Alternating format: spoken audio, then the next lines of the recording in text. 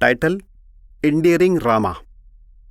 Size 52 inches by 40 inches. Type figurative. पेंटिंगवर Braille लिपीत लिहिलेला मजकूर ऐकूया. सुटले अफाट वारे, मन तारू त्यात बिथरे, त्या वादळातून या नेल राम राया.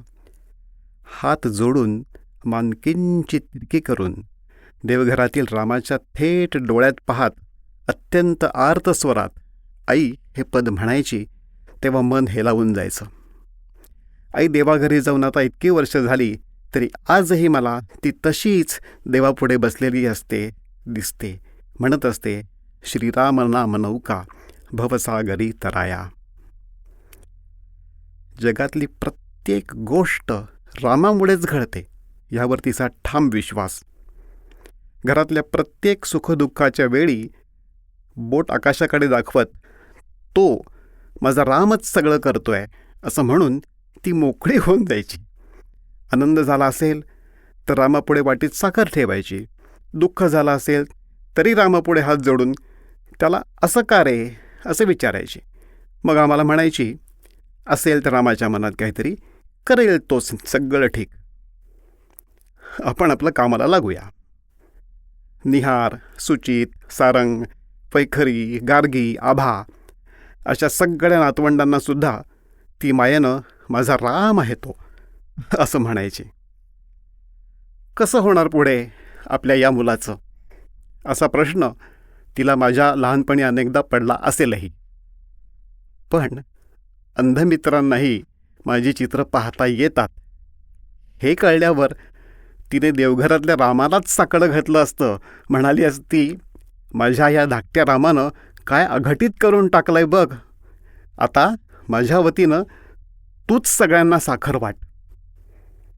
त्यातून आजच्या माझ्या चित्राचा विषय आणि त्यामागचा विचार कळल्यावर तर तिला काय करू आणि काय नको असंच झालं असतं. हे चित्र माझे खास मित्र कसे पाहतील हा प्रश्न तिने मला नक्की विचारला असता. मग मीही तिला सांगितलं असतं, ते जसे पाहतात तसं पाहायचं आहे तुला, चल दाखवतो तुला, पण त्याआधी तुझे डोळे मिटून घे. मी पुढे सांगू लागतो, अगं लहानपणी तुझ्याकडून मेतकूट भात भरवून घेताना तू मला एक गोष्ट नेहमी सांगायचीस, वाल्या कोळ्याची. आयुष्यभर पापे केलेल्या वाल्या कोळ्याला ती पापं धुवून टाकण्यासाठी नारद मुनींनी रामनामाचा जप करायला सांगितला. पण जपाला बसल्यावर वाल्याच्या मुखातून राम हा शब्द काही केल्या निघेना. तो सारखं मरामरा मरामरा म्हणू लागला. पण रामनामाचा महिमा असा की मरामरा म्हणतानाच आपोआप राम राम होऊ लागलं. श्रीरामाच्या अखंड जपातून पुढे वाल्याचे वाल्मिकी ऋषी झाले. पुढे त्यांनी रामायणही लिहिलं.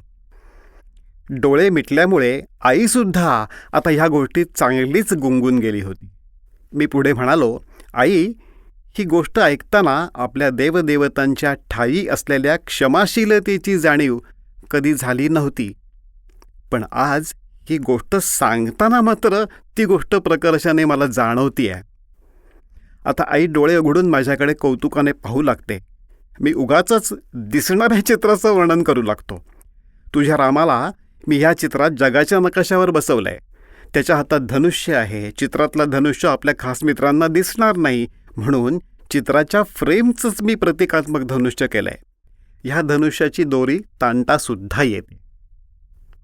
धनुष्याची ही प्रत्यंचा ताणून आपण आत्मपरीक्षण करायचंय. हो, आपण सर्वांनीच, तथाकथित डोळसांनी तर नक्कीच करायला हवं.